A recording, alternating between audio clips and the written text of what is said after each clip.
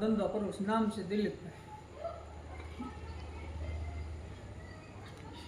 રાખો એની મોટર સોરાણી મને એટલે 2 દી પછી મારી આગળ પોલીસ પુષ્પરાજજી આવ્યા. હું દુકાનમાં આવો ખાતો તો મને પૂછ્યું કે ભાઈ એક મોટર સોરાણી છે, તમારા ઘરે આવ્યો ને?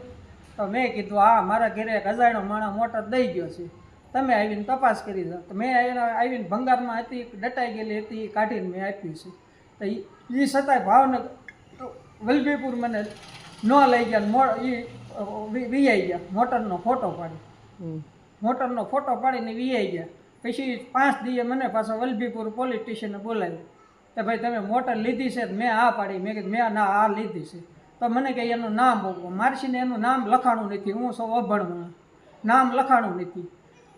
પછી કે ગમે એમ કરીને તું નામ તો ગમે એ આપવું જ પડશે.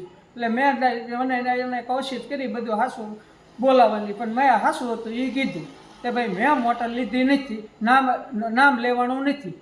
ના પછી એને મને કીધું તો યાદ કર કોને લીધી છે. એટલે મને એને ઘરે મોકલી દીધો.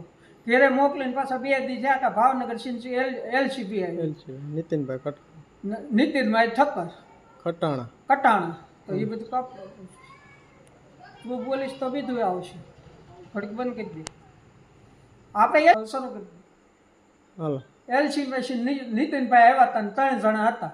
મને એ આઈસન પછી પોલીસ સ્ટેશન લઈ ગયા. ના મને મારી પાસે હતા ત્યાં પરવીનભાઈ સામે ઊભા હતા. તો એને તરત પૂછ્યું કે ભાઈ હું લાવ્યા છો દિલીપભાઈને? તો કે ઓલો મોટરનો કેસ છે એમ. તો એટલે ત્યાં પછી બેઠા. પછી પરવીનભાઈની વાત કરીને પછી ત્યાં ઉપર મને ઉપલી રૂમમાં લઈ ગયા.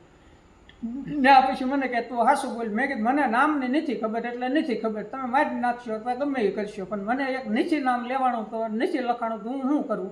એને ભાઈ મારી રિમાન્ડ લીધી 2 ફેરી. 5 મિનિટનો પોરો ખાઈને પાછો ફરીને લીધી.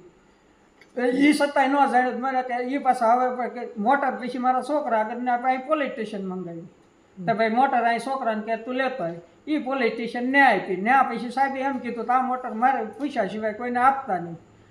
ના છે પછી મને કે હવે તારી જરૂર પડશે, તારા હાથ કરશું. મને પાછા કે પોલીસ સ્ટેશન ઘેરે મોકલી દીધો. એ છતાંય પછી 5 દી થયા એટલે પાછો વલભીપુર પાછો કેસ લખાવ્યો. હજી મને પોલીસ સ્ટેશને બોલાવતા નથી. આજ 100 વાતના હેરાન કરે છે. 15 દી થયા. 15 દી થશે નથી ઊંઘ આવતી, મને તો નથી ખાવું ભાવતું. અને એ છતાંય મેં ભાવનગર દવા લીધેલી છે. દવા ડૉક્ટરે કીધું તમારે કેસ લખવાનો છે? તો કે ના. તો કે અત્યારે કાગળ કાંઈ નહીં મળે, કાલની તમને દવા મળશે. લ્યો હવે આમાં હાસું કરીને ખોટું બોલ, ન્યાય તમારે કરવાનો.